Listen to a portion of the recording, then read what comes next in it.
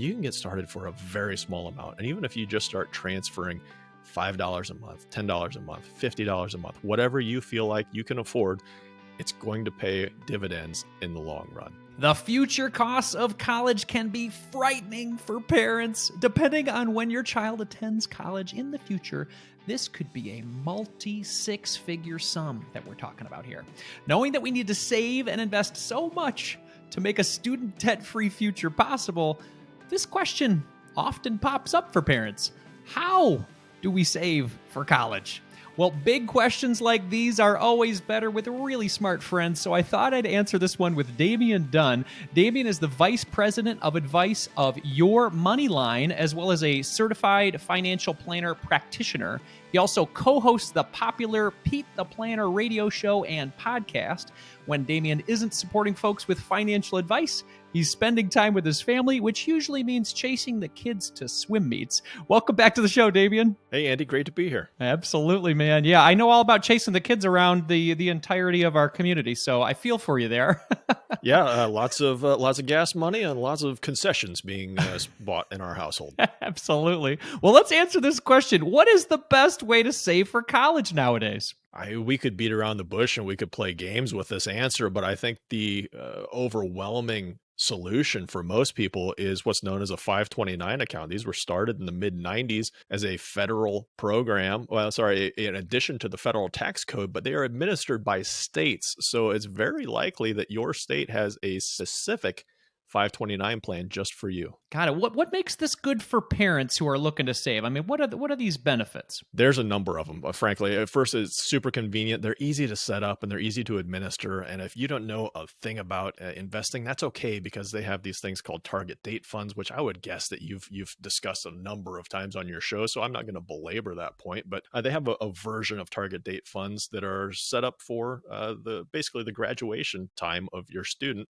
Takes all the guesswork out of investing. So they're super convenient.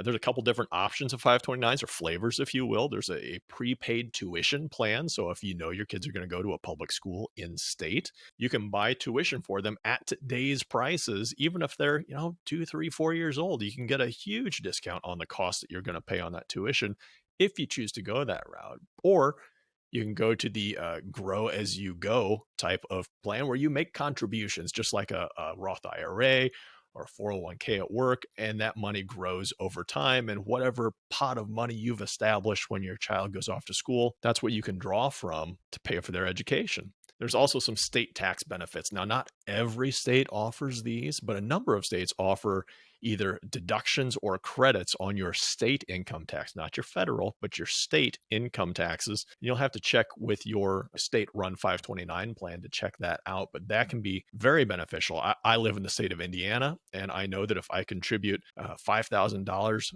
to a 529 a year, combined. So if you've got multiple kids, it'd be a combination for $5,000. I'm going to get $1,000 off my state taxes. So you get some immediate payback on those contributions as well. That's very healthy for Indiana right there. Yeah. Michigan, I don't think it's as favorable, but we do get a state tax deduction as well. So both Damian and I, as parents, are saving a little bit of coin contributing to our 529s. Let's talk about some of the cons. You hear some people saying, I don't know, it's kind of restrictive. What if they don't go to school? Let's talk about some of the cons of a 529.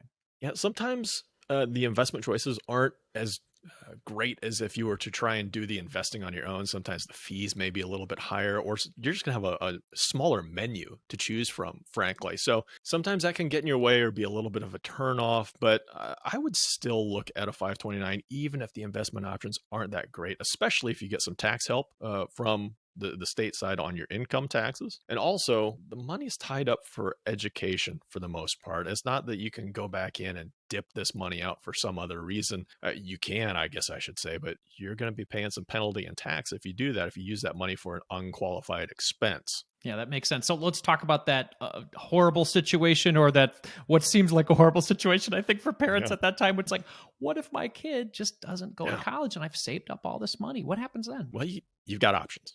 You can let the 529 continue on and change that beneficiary. So if you've got a couple kids and you start 529 for each of them, one of the kids doesn't go, well, you can actually change that beneficiary over to another child, or the remaining child, and use that pot of money for that child as well. So you can still do it. The beneficiaries are incredibly flexible. In fact, you can change the beneficiary to just about anybody in your family, yourself included. So if you want to go back and take some classes at the local university and try and increase your marketability for your own job, put your own name on that beneficiary line and use that money tax-free or tax-advantaged for yourself as well. But if that's not the case, you can always go back and take that money out for what it would be known as an unqualified expense, which is like anything that's outside of tuition, room and board, books, supplies, all the core expenses that go into an education. You're going to pay a little bit of tax and a little bit of penalty on that money, but you could get it back out. But there's one new alternative that came through on the Secure Act 2.0. Any remaining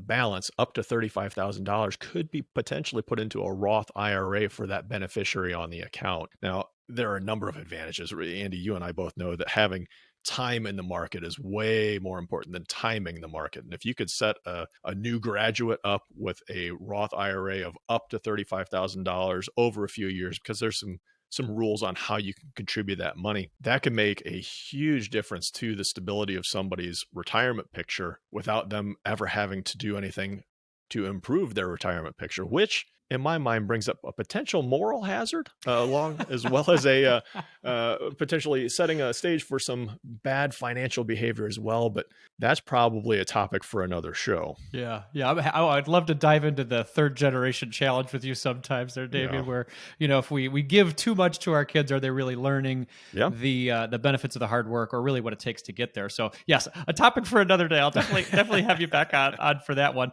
There's some other parents out there that have seen the benefits of a UTMA or a custodial brokerage account as opposed to a 529. Can you talk to us about what that is and why that has some benefits too? Yeah, Uniform Transfers to Minor Act. It may also be a UGMA, Uniform Gift to Minors Act. They're very similar. The difference is in the type of assets that one can hold versus the other. So don't get hung up on that right now. Let's talk about how they actually function. There's some additional flexibility that's provided by using a UTMA because you don't have the restrictions of what you can and can't spend money on. If you want to spend it for tuition, great.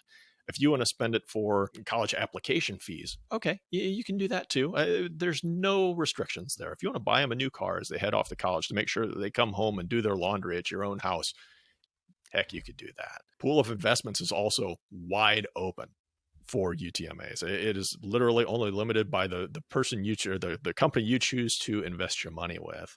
The downside, though, of UTMAs, the contributions are irrevocable. So once you put the money in there, it's there to stay. You can only take the money out to benefit the minor that is on that account. So education purposes definitely fall into that.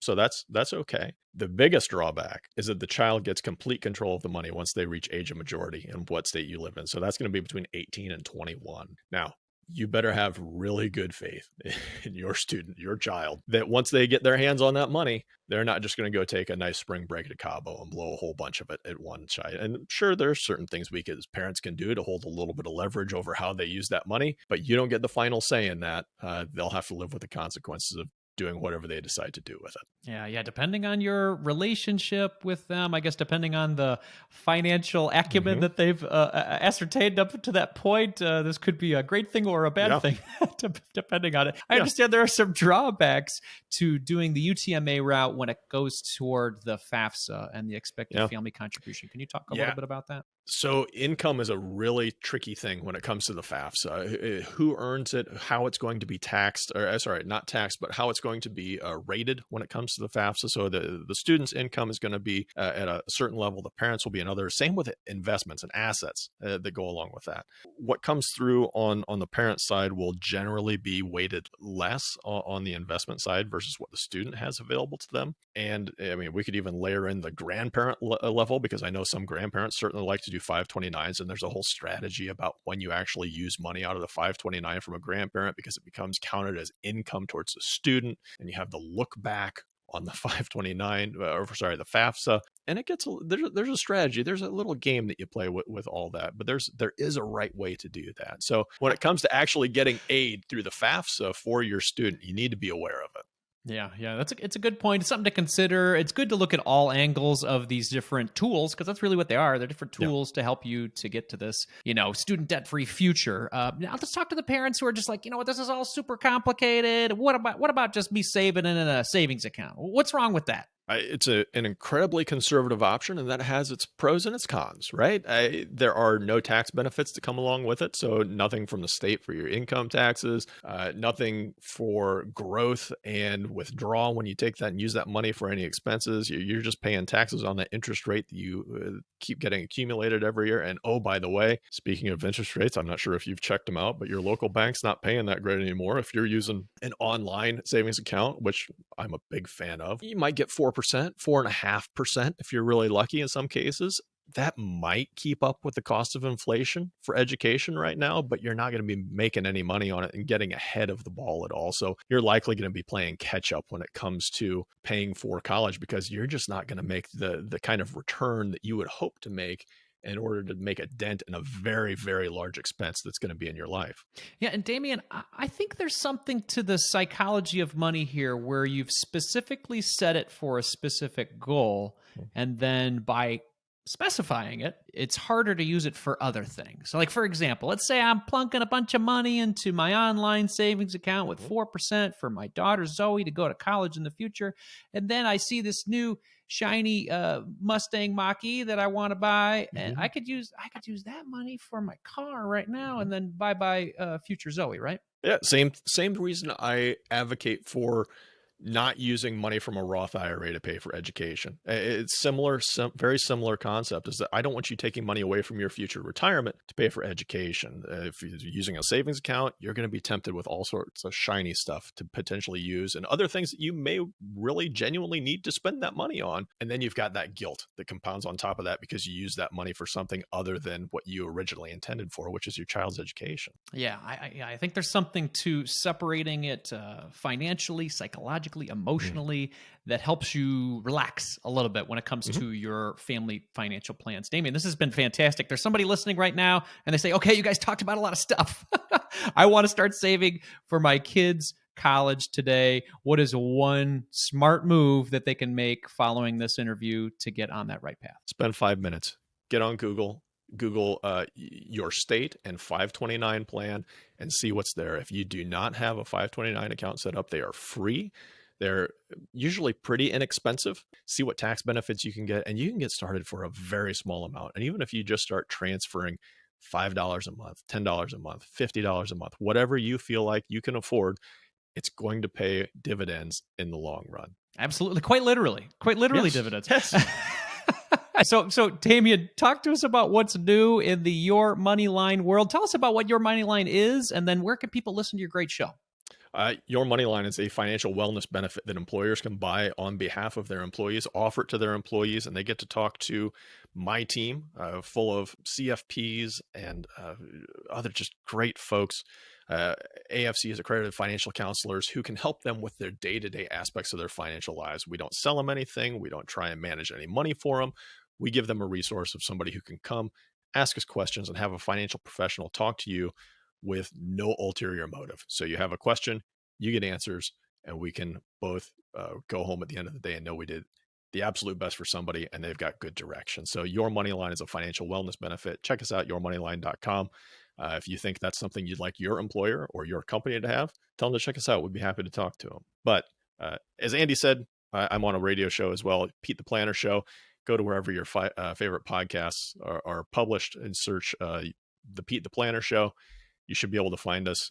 Should be a middle-aged bald guy standing in front of a green background, I think. And we are an entertainment show that masquerades as a financial show. We just like to have a lot of fun, and we talk about some interesting stuff now and then. And I think that we like to think that we help people. I love it. You definitely help me as a listener. I listen to your show every week, and I have for probably the past 3 to 4 years. I really enjoy it, both for all the reasons that Damian said here. It's fun, it's approachable, and it's great advice, and you never feel like you're being sold anything.